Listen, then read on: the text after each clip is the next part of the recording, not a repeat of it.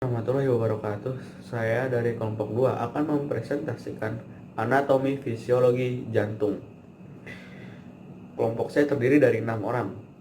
Panca Nugroho, Muhammad Rafi, Muhammad Abdul Majid, Muhammad Bagus Triatmojo, Rival Pratama, dan Francisca Foy. Pengertian jantung. Jantung merupakan sebuah organ otot yang memiliki cara kerja otot polos, yaitu bekerja di luar kemauan kita dan dipengaruhi oleh susunan saraf otonom. Jantung berbentuk seperti jantung pisang. Bagian atasnya tumpul disebut basis cordis dan agak runcing di bagian bawahnya disebut dengan apex cordis. Besar jantung sebesar genggaman tangan manusia, beratnya kira-kira 250 sampai 300 gram. Jantung terletak di dalam rongga dada sebelah depan. Sebelah kiri dari pertengahan rongga dada di atas diafragma, dan pangkalnya terdapat di belakang kiri antara kosta 5 dan 6. Dua jari di bawah papila mamae. Di tempat inilah akan teraba denyutan jantung, tepatnya di ictus cordis tadi. Lapisan jantung terdiri dari perikardium, miokardium, dan endokardium. Yang pertama, perikardium atau disebut lapisan epikardium. Epi artinya atas, kardium berarti jantung, yaitu merupakan suatu membran tipis di bagian luar membungkus jantung. Terdiri dari dua lapisan. Perikardium fibrosum yang pertama merupakan bagian kantong yang membatasi pergerakan jantung, terikat di bawah centrocardium diafragma, bersatu dengan pembuluh darah besar yang merekat di sternum. Yang kedua, perikardium serosum terbagi menjadi dua bagian, yaitu perikardium parietalis yang membatasi perikardium fibrosum sering disebut epikardium, dan perikardium visceral yang sedikit mengandung cairan yang berfungsi melunasi dan mempermudah gerakan jantung. Miokardium. Mio berarti otot, merupakan lapisan tengah yang terdiri dari otot jantung, membentuk sebagian besar dinding jantung.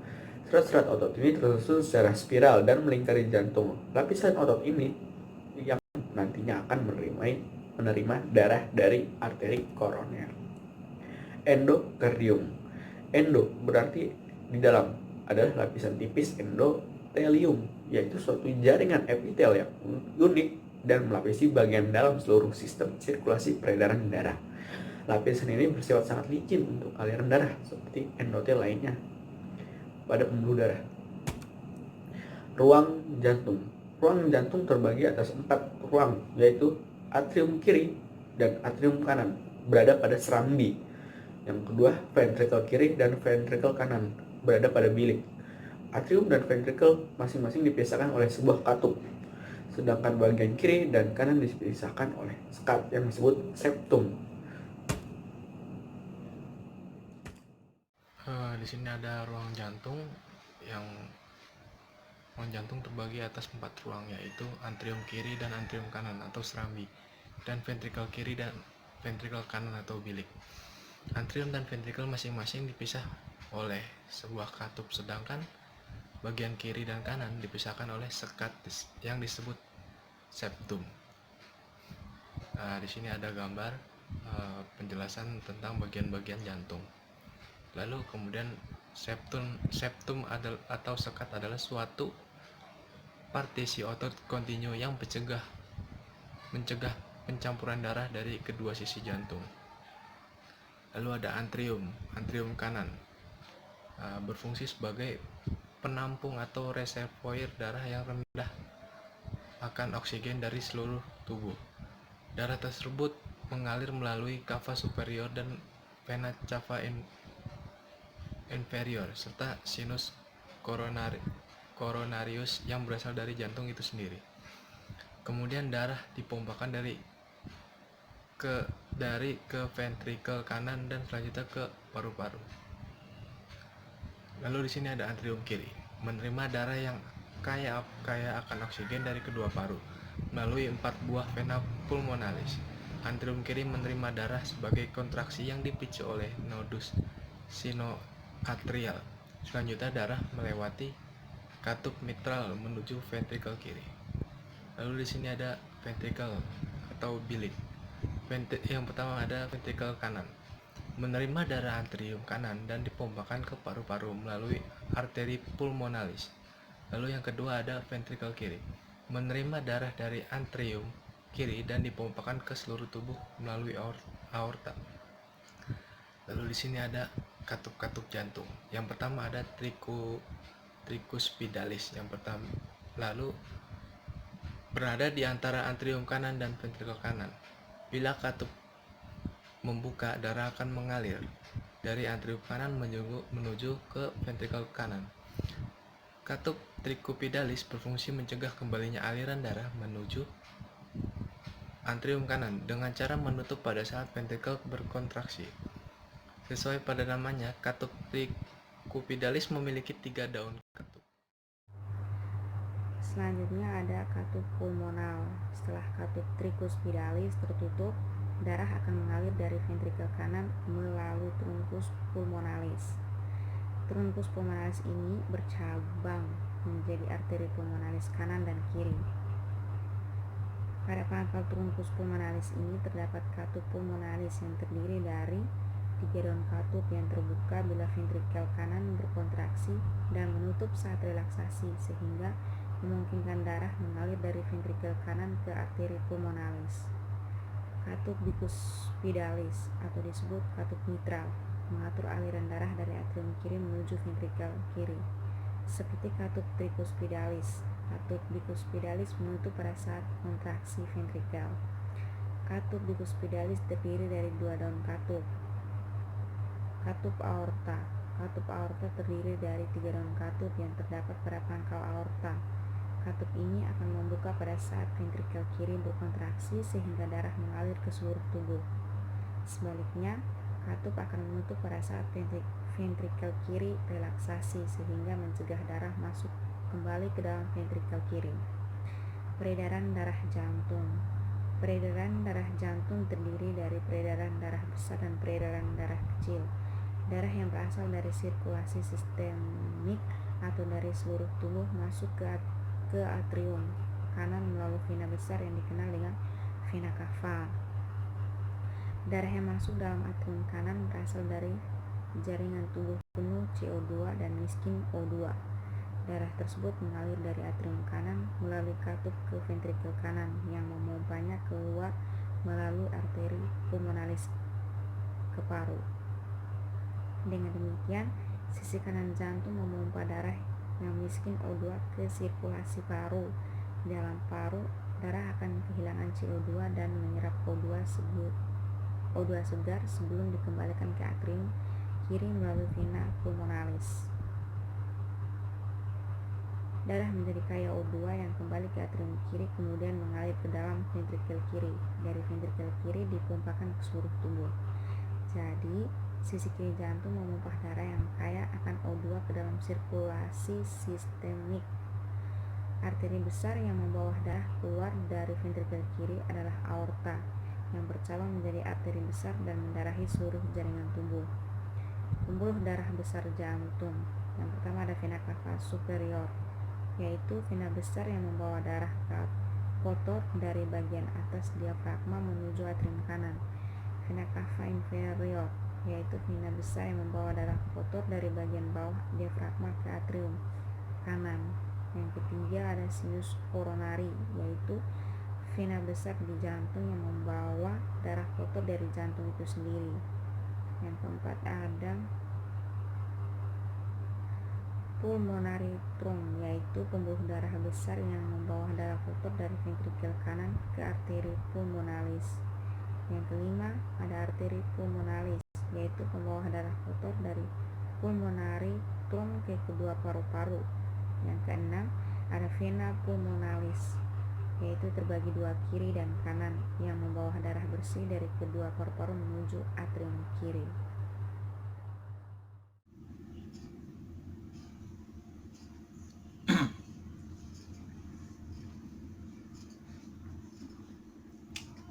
Suara cek cek cek.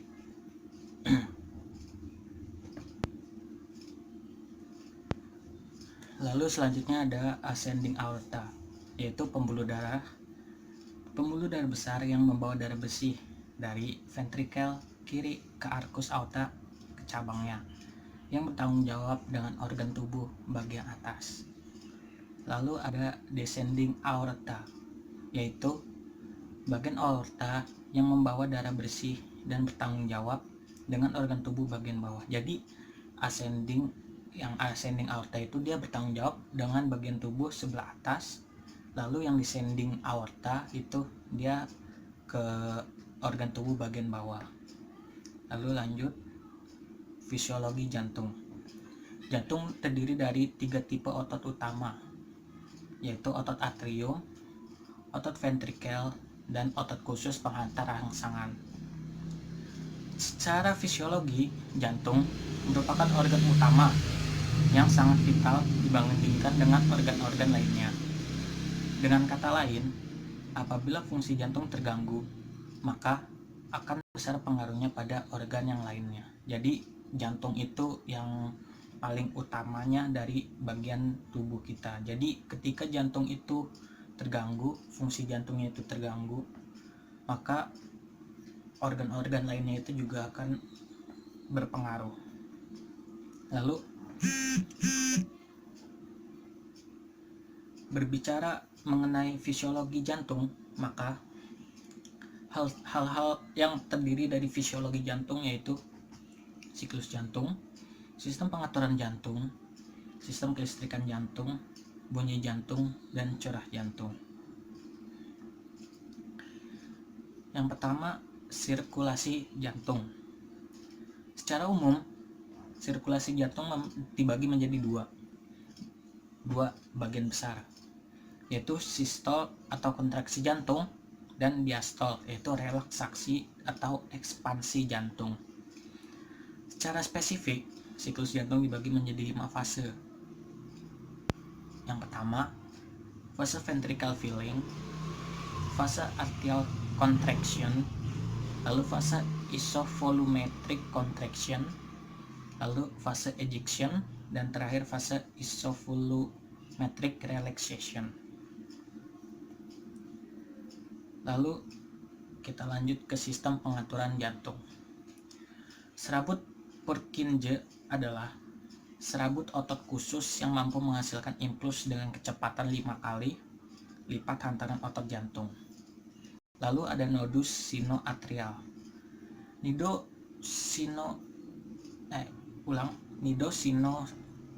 Nodus sinoatrial adalah suatu massa jaringan otot jantung khusus yang terletak di dinding posterior atrium kanan, tepat di bawah permukaannya VCS. Nodus sinoatrial ini berfungsi mengatur frekuensi kontraksi irama, sehingga disebut pemacu jantung atau pacemaker. Lalu nodus atrioventrikuler atau biasa disebut NAV. Nodus atrioventrikuler berfungsi untuk menunda impuls sampai ejeksi darah atrium selesai. Sebelum terjadi kontraksi ventrikuler,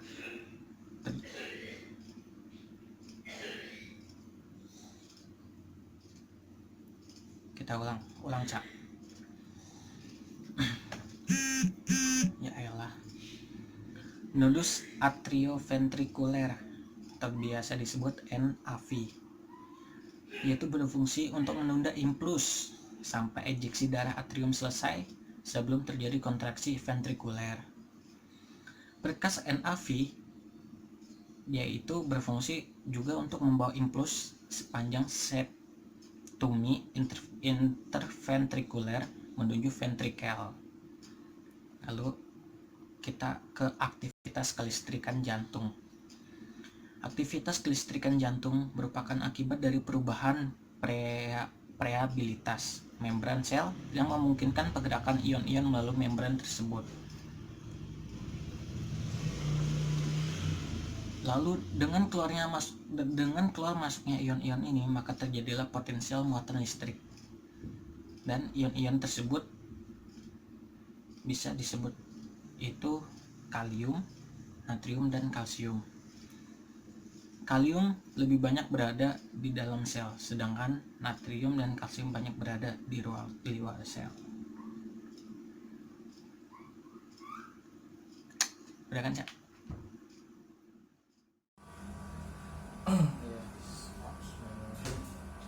Oke, yang selanjutnya yaitu tentang di slide selanjutnya itu ada gambar jantung.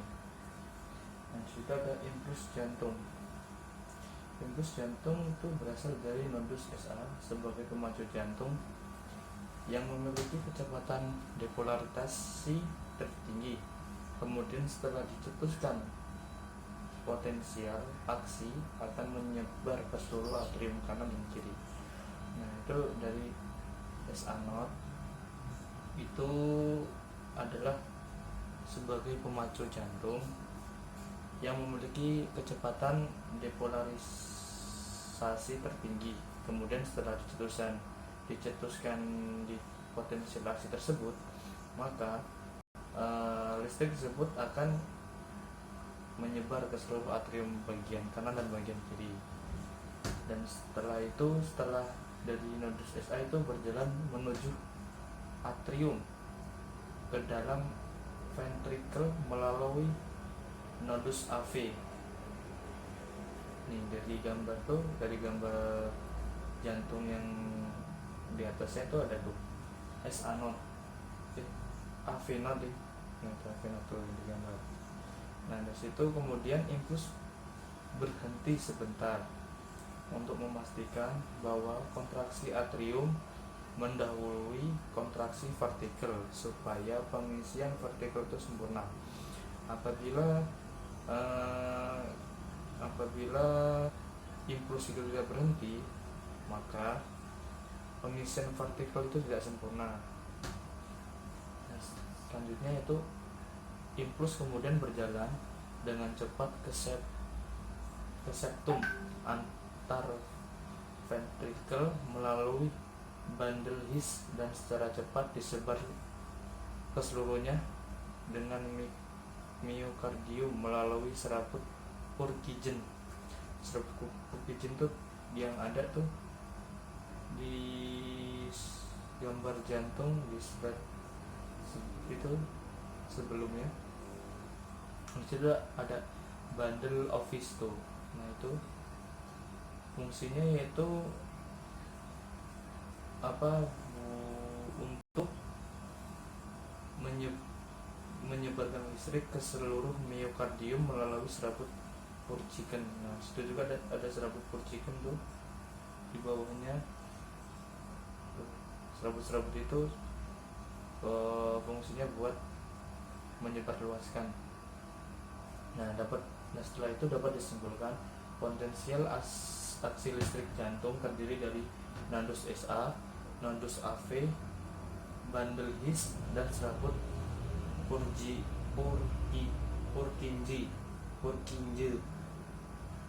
Nah, setelah itu aksi potensial listrik dapat terjadi disebabkan rangsangan dari listrik, kimia, mekanik, dan termis.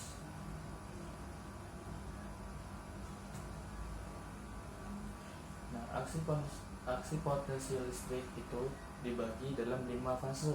Yang pertama ada fase istirahat, yang kedua itu ada fase depolarisasi cepat, yang ketiga itu ada fase polarisasi parsial, yang selanjutnya ada fase plato, dan yang terakhir yaitu fase repolarisasi cepat. Nah, terus dan selanjutnya yaitu bunyi jantung. Bunyi jantung normal itu terdengar melalui alat yang disebut stetoskop pada setiap siklus jantung. Katup aorta akan menutup dan tekanan kembali ke nilai diastolik. Dengan adanya kontraksi dan relaksasi atrium dan relaksasi ventricle serta adanya perubahan tekanan dalam rongga jantung, selama siklus jantung, maka akan terjadi penutupan dan pembukaan katup jantung yang akan menimbulkan bunyi jantung. Yang pertama yaitu bunyi jantung 1 atau biji 1 atau S1 terjadi akibat penutupan katup AV karena vibrasi pada dinding ventrikel dan atrai dimulai pada awal kontraksi. Biji satu memiliki frekuensi lebih rendah daripada biji 2. Biji 1 biasanya terdengar seperti loop dan selanjutnya yaitu bunyi jantung 2 atau biji 2 atau S2 biasanya disebut loop. Sedangkan yang biji 1 itu disebut loop dan biji 2 itu disebut loop. Nah, terjadi pada saat penutupan katup semilunare dimulai pada awal relaksi atau diastol ventrikel akibat tekanan ventrikel kiri dan kanan lebih rendah dari tekanan aorta dan arteri pulmonalis. Sedangkan biji 2 itu dengar keras dan tajam dengan frekuensi 50 Hz berakhir di 0,15 detik. Sedangkan bunyi jantung ketiga atau biji 3 atau S3 itu bertempatan dengan masa pengisian cepat ventrikel, mungkin disebabkan getaran yang timbul oleh desakan darah. Bunyi ini lebih lemah, terdengar kira-kira 1/3 jalan diastol. Getaran yang ditimbulkan oleh desakan ini lamanya adalah 0,1 detik. Jadi bunyi jantung itu ada 3. Yang pertama itu bunyi jantung pertama itu biasa terdengar seperti loop, dan bunyi jantung kedua itu terdengar seperti biasanya disebut dengan loop, dan bunyi jantung ketiga itu sangat lemah, suaranya sangat lemah. Dan yang selanjutnya itu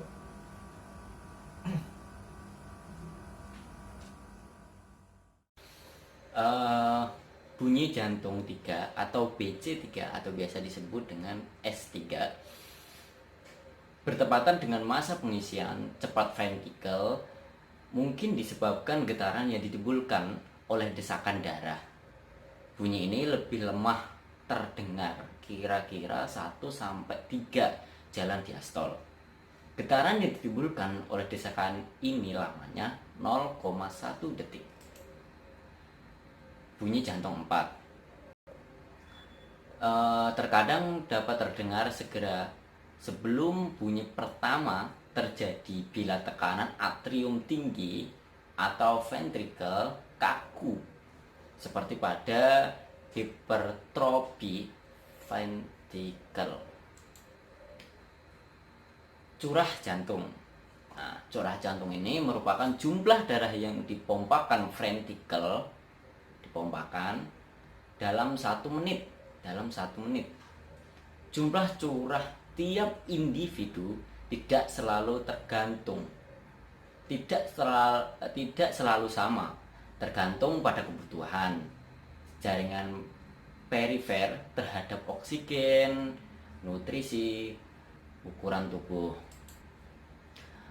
Terus di sini juga ada faktor-faktor yang mempengaruhi bekerjanya jantung, antara lain beban awal, yang kedua kontraktilitas atau kemampuan 3 beban akhir, terus frekuensi jantung yang keempat.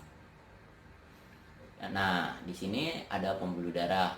Pembuluh darah terdiri dari 3 macam, yaitu pembuluh darah merupakan jalan bagi darah yang mengalir dari jantung menuju jaringan di seluruh tubuh, ataupun sebaliknya. Nadi atau arteri,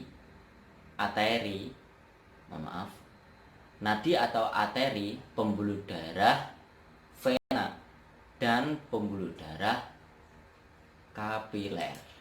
Oke, lanjut. Pembuluh darah nadi atau arteri. yaitu pembuluh darah yang membawa darah dari jantung menuju kapiler.